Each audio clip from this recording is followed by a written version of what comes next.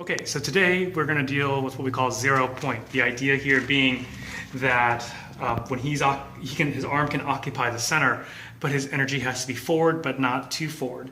And what I mean by this is here, if our hands are engaged here, what I'm feeling is if he's really pushing hard, notice how it goes off to the side here. Same thing, if I'm really trying to get to his center and he disengages, I'm going off to the side there. So there has to be this sense that our elbows are going towards the center. His elbow is going towards mine, my elbow is going towards him.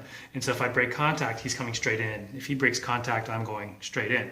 This comes down to when we do single hand sticky hands. You can remember here where if I palm strike and he punches, and then I go back to Tan, a lot of people when they first start, they're really trying to get to the center, but if you break contact, my intention guides it off to the side. So you have to think in terms of my elbow is still going towards his center here. Same thing when we're doing rolling. You'll oftentimes see that when we roll, that this hand is going off cross center here when it should be elbow in and pointing towards center. And that's why I like when I teach rolling to have people's fingers point towards the other person's center at first. Okay, so going back to this position here, we'll come up with this drill, which is similar to the double inside drill here where I have two hands on my palm. But this time we're going to have, instead of being palm to wrist, we're going to have it wrist to wrist. If I break contact, he goes forward. If he breaks contact, I go forward. Now you can do this with two hands, one hand on the inside, one hand on the out. So either of us can test each other. I can go forward here, he goes forward. I can break contact here, he should go forward. He could break contact with both hands and I should be going forward. All right? So that's one of the basic idea of this drill is to get the idea that you're going forward and not forcing it. So think here, if I'm really pushing it towards his center and he breaks contact, I'm going cross, or I might be going across this way. So think here, if I'm pressing and he breaks contact, I'm going off here. So you always have to have the sense that both your elbows are going towards your partner's center. So an addendum to that last part, you can see we've already changed clothes here, or he's changed clothes, I haven't changed clothes. But going back to this particular position, double inside hands, this is actually very similar to rolling.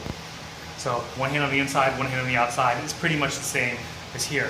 And the same ideas that we're getting from it, that is the forwardness in rolling, is the same that we're getting from here. So that's step one of this drill. Step two of this drill has to do with punching.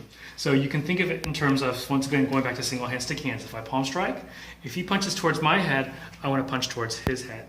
Reason being that if I palm strike, if I jumps out, or he jumps out, and then he palm strike, or he punches, if I go to bong sao while he's punching towards my head, he'll end up hitting me in the head.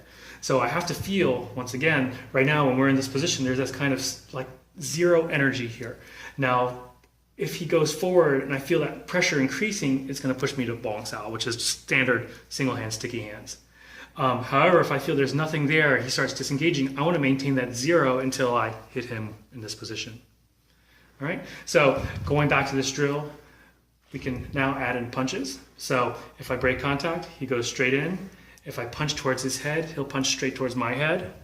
If I punch low with this hand, he'll punch right across my hand here.